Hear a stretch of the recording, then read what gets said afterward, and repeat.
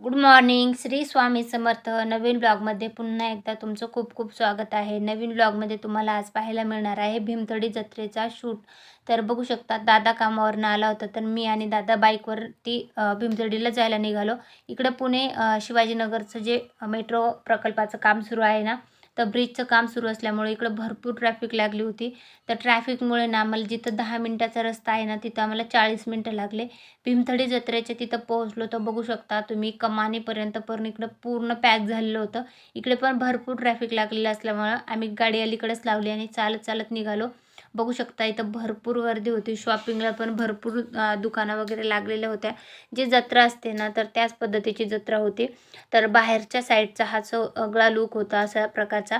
एंट्रन्सला गेल्याच्यानंतर बघू शकता अशा प्रकारे तुम्हाला शॉपिंगला दिसेल. मग बलून्स वगैरे म्हणा, भांडी, कपडे, फूटवेअर म्हणा, पर्स म्हणा, महिलांचे जे अलंकार म्हणू शकता तुम्ही, ते क्रॉकरीज वगैरे तशा पद्धतीचे शॉपिंगसाठीचं जे दुकानं लागल्या होत्या.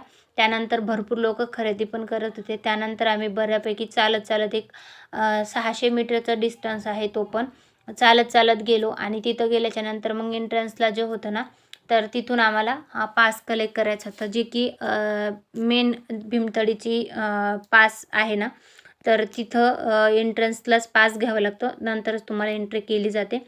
पाससाठी ना तुम्हाला पर पर्सन ₹60 चार्जेस केलं जात होतं. तर तिथं गेल्याच्यानंतर बघू शकता अशा प्रकारे आपल्याला मेन एंट्रन्स अशा प्रकारे होता. तर तिथं थोडंसं ते देवगडचं जे लूक आहे ना, ते केलं होतं. हे भीमथडीचं मेन सिंचननगरचं गार्डन आहे. देवराई गावाचं हे जे छोटंसं लूक केलं होतं, झोपडी वगैरे टाईप. तर बघू शकता इथं थोडेसे ट्री वगैरे मांडले होते. तर त्यानंतर हा मेन एंट्रन्स होता भीमथडी जत्रेचा. तर बघू शकता भरपूर गर्दी होती आणि जिकडं तिकीट कलेक्ट करायचे होते ना, तिथं पण भरपूर गर्दी होती. दादा तिकीट घ्यायला गेला तोपर्यंत मी इकडं बाहेरचं शूट घेतलं. त्यानंतर एंट्रन्सला पास कलेक्ट केली आणि लगेच आम्ही आलो. तर पहिलेच आपल्याला शेतकरी दिसत आहे. शेतामध्ये काम करताना जो शेतकरी असतो तिथं मग व्हेजिटेबल लावलेले आहेत, ऊस लावलेला आहे. त्यानंतर मग आपण बघू शकता हे जे वेगवेगळ्या स्टेटमधनं जे त्यांचे शॉप्स लागले होते, तर त्याच्यामध्ये मग तुम्ही बघू शकता शाल बघितले आपण, म्हणजे शाल म्हणजे की ब्लँकेटचा टाईप होते. त्यानंतर हे इथं जे आहेत ते आसामचे जे बांबूपासून बनवलेले जे डेकोरेटिव्ह वस्तू आहेत, अँटिक पीस म्हणू शकता तुम्ही त्याला. त्यानंतर इकडे पेंटिंग होत्या MP च्या, आसामीज असे वेगवेगळे जे डेकोरेशन असतात, राजस्थानीच्या म्हणा. तर हे MP चं होतं शॉप. त्यानंतर इथं ज्या महिलांच्या बटवा वगैरे म्हणू शकता किंवा मग जे पर्स म्हणू शकता, ते हँडमेड पर्स वगैरे जे असतात ना, तर ते होत्या. बघू शकता एकदम सुंदर सुंदर पीस होते. त्यानंतर हे राजस्थानी जे महिलांचे अलंकार असतात ना, तर ते होते. म्हणजे ते त्याच्यामध्ये पण हँडमेड असतात. त्याच्यामुळे त्याची प्राईस भरपूर असते, पण ते टिकता पण भरपूर आणि छान असतं. एक वेगळं लूक असतो. त्यानंतर इथं बघू शकता इथं पण एकदम मस्त असं शॉप होतं. तिथं पण मस्त मध्य प्रदेशचं होतं. त्यानंतर इथं गुजरातचे जे क्लॉथ वगैरे होते. वेगवेगळ्या स्टेटच्या शॉप ज्या होत्या ना, तर त्या आल्या होत्या. गर्दी भरपूर होती. एंट्रन्सलाच तुम्ही बघितलं. त्यानंतर इकडं बघितलं आम्ही पुढं आलो होतो.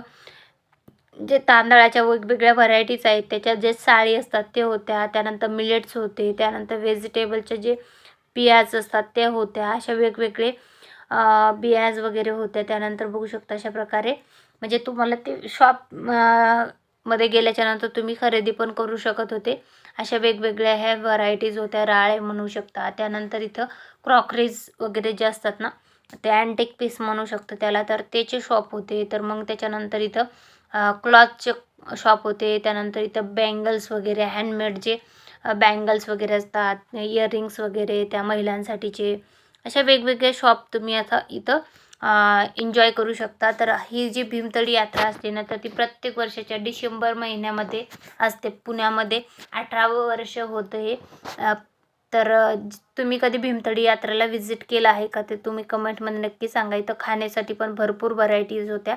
वेगवेगळ्या महिला बचत गटाकडनं जे स्टॉल लावण्यात आले होते खाद्यपदार्थाचे, त्याच्यामध्ये लोकांनी भरपूर आस्वाद घेतला आणि ही होती भीमथडी यात्रेची